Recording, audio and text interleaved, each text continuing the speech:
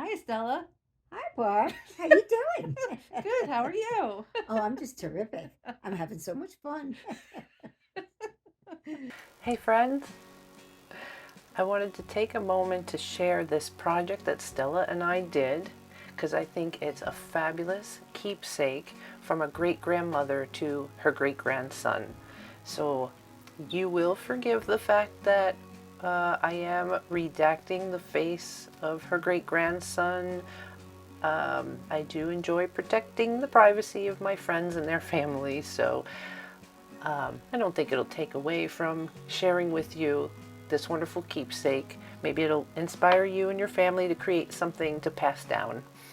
And it's a priceless keepsake for a family project. When you sit down together, we did it together. It was a discussion. What pictures should we use? Shouldn't we use? What will work? And I think if you're a family sitting down, you should just put a camera in a corner on you while the family's talking, because who knows what stories you're going to share and what moments you might capture. That's That true. in itself would be a I probably keepsake. missed some, Yeah. but anyhow, this really worked out. So I had an old Hallmark card envelope, and we used this as a guide as to what size we were going to make this. We decided to make this little booklet. So her great-grandson is graduating.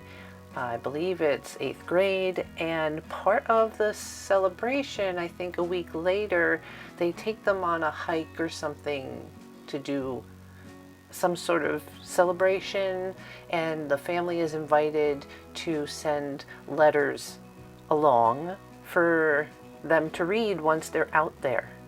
I think that's such a great idea. So Stella came to me with, what should we do? I have a letter I'm going to write, but I feel like we should do just a little bit more. And well, coming to me, it's going to turn into some sort of journal-y kind of thing. So we made this little booklet. So we were just discussing the fun we had in trying to complete it. And you were talking about how you enjoyed working together. Yes, because we have so much fun picking stickers and all the other stuff, pictures. It was very exciting. Uh, Love being a grandma. We kind of went back and forth because she is a great grandma. We were going to do like a little carrot mark and the word great. We thought it might look fun, but after we tried it, we decided not to do that. Nice and simple. We got to use a lot of my sticker packs. We found this sticker, "You Are Special Today." We cut it in half and framed out the picture. The photo is cut out on a stitched die cut and a piece of scrapbook paper behind it to frame it out. Real simple cover. We like it. Clean, neat, simple. When Stella came, she came with papers. She had, I love this paper that we used for the background. Almost look like bamboo leaves in the background.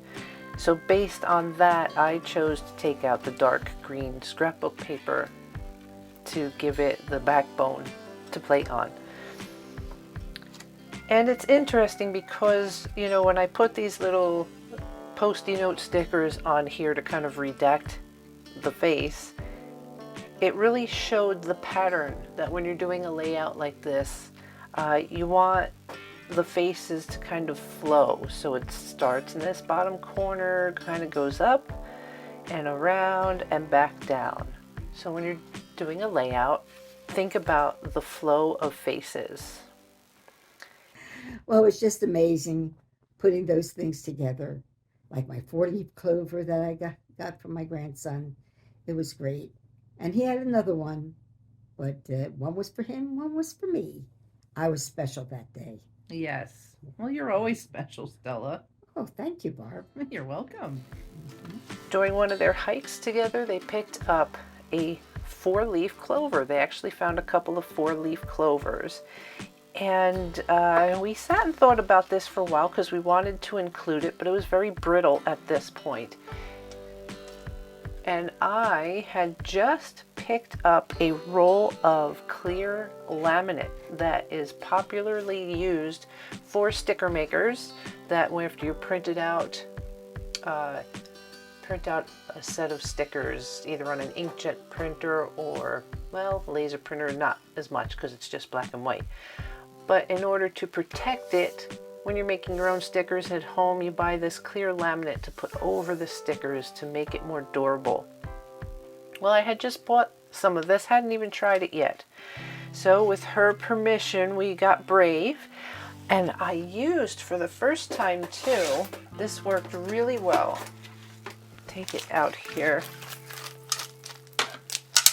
Because, you know, shout out to scrapbook.com whenever I can.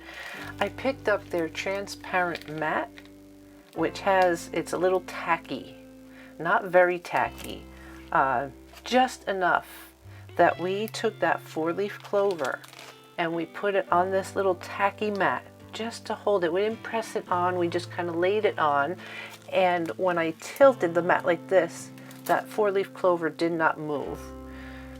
It was perfect for what we were about to do, because then I took that clear laminate and slowly placed it over the top.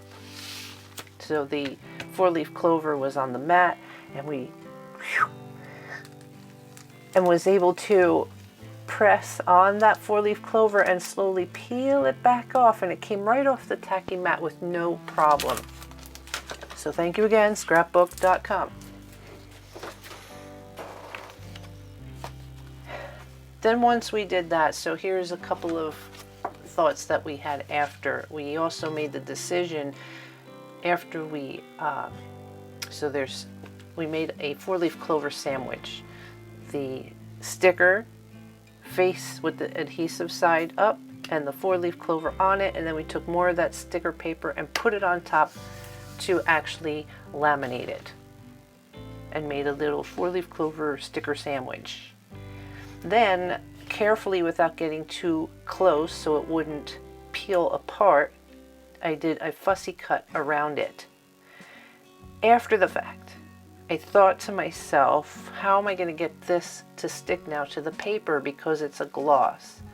And on the other side, I scuffed it up, even thought to maybe poke a couple of holes in there so that the glue could kind of seep in, but I didn't trust that. It's just too smooth. So if I were to do it over again, I don't know that I would have fussy cut it. I may have kept it a square and created a punch of some sort, which would affect the next page though. What I wound up doing was just taking more of that sticker paper, and you can't really see it. I stuck it on almost like if I was using cellophane tape, but I used the sticker tape. And it's, you know, I know this edge is up, that's fine. It's not going anywhere. So just some ideas for you for when you want to work with maybe a dried flower or 4-leaf clover. I love it. And we were also talking about how we would start on a page and we would think it would go in a certain direction, and then it wouldn't. I know, because you picked the wrong thing. And once we got started, we were on a roll. What else would you like to add, Stella?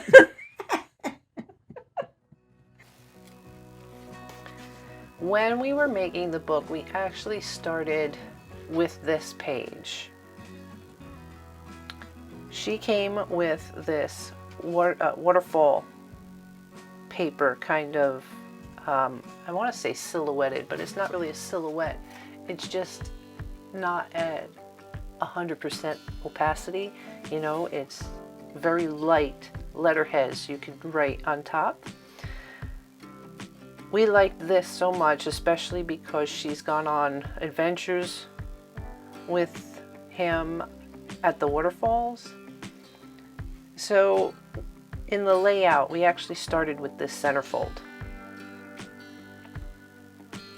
and laid that out first. And then we adventured, I think, from here. Then we did the cover. So know that when you're doing a project like this, it doesn't have to be linear. You know, start with what inspires you the most, do that page, and work from there. So it's her letterhead paper in the background.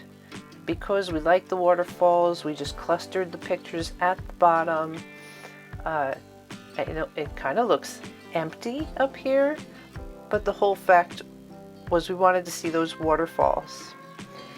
And I betcha these die cuts are scrapbook.com again.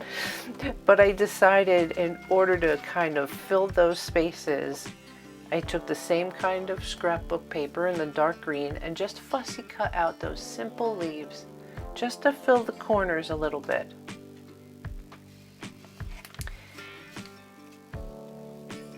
Die cut an oval using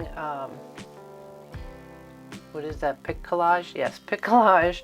We printed out our, you know, sentiments. So love watching you explore. We created that, and I cut that out in the die cut oval, and then took the scrapbook paper, cut that out in the die cut oval, and found it's supposed to be a shadow of the arrow above it, but it looks like a double arrow, which worked perfectly to point to these two pictures.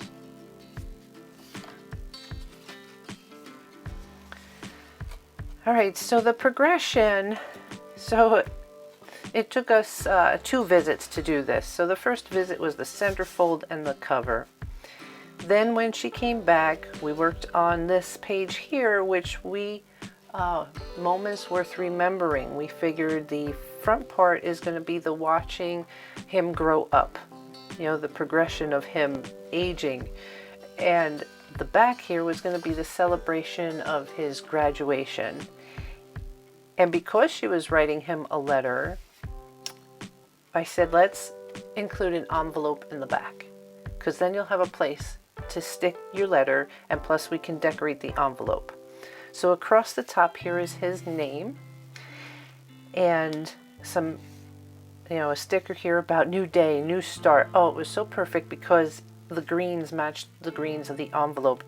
By the way, the envelope was not green. It was a plain white envelope. She had some of this green paper, and I cut it and applied it to the envelope, and decided that if we used the cap, it could work as a little clip to hold the envelope shut. But if you see, the inside of the envelope is white. We could have gone crazy. I know, I could have done the inside, but we have to draw the line somewhere. And inside here is her letter to her great-grandson. So, with your help, I mean, we wrote that both of us finished the booklet, and I'm glad that we did. It's just remarkable. And if your great-grandson were to someday look at this video, is there anything you'd like to say? Hi, I just love you, and just continue the good work that you've been doing, because you are kind and compassionate and lovable. I just love you. Oh, Mhm. and nice So- to meet you, kind of. Thank you. Not you, Oh, him. oh. I got to meet you through your pictures. Oh, okay. Yeah. Yeah, he is great. And he visited me one summer, and we had a lovely time. That's excellent. Thank you. The picture that she had here, he's actually looking off to the side. And when we saw it, we said, oh, that would be great with to say, look to the future. And it really worked out well. We thought, well, should we do other things around here? But it really just fits with this clean look, nothing too much extra. So the more it laid there and we thought about adding doodads, the more we decided, no, that's a nice, simple look. It's perfect. The back page was inspired buy this nested mini album that I did. I have a YouTube video about this, but she had seen the sentiment on the back, and we decided to recreate that and redo it on the back of her card.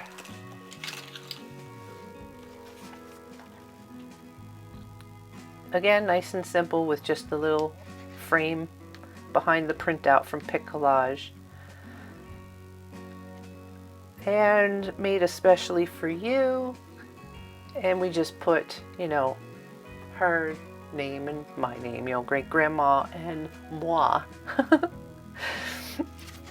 But as we were making this, and it was coming to completion, and then when she finished her letter, which I'm not going to show it to you because that's private, but I was able to scan in my computer this letterhead paper because we only had 2 sheets, and we had already used this, and we didn't want to make a mistake on the other one. So I scanned it into the computer, tweaked it a little bit, played with the contrast, and took the letter that she was going to write, and I typed it in to, I used Google Docs, and positioned it in such a way so that it printed out on the waterfall paper, and then she hand signed it. And it really was poignant for me because she has created this beautiful keepsake. It's sentiments straight from her heart and her words, and she was able to sign off on it, and it's here in this envelope, in this wonderful keepsake for her great-grandson, and I think that's beautiful. So I hope this video has inspired you to maybe create something like this for your family. And funny story, Stella loves this so much that she wishes she had one for herself. So I may put a video together of how I do a mock duplicate of this so that she can have a copy. But we just wanted to share that with you. All right, everybody, Okay. enjoy the So- video. Yep. See you soon. And maybe you'd like to start making a booklet like that also, because it was fun working together with Barbara. Oh, thank you. You're welcome. Thank you for watching. Love you guys. See you soon.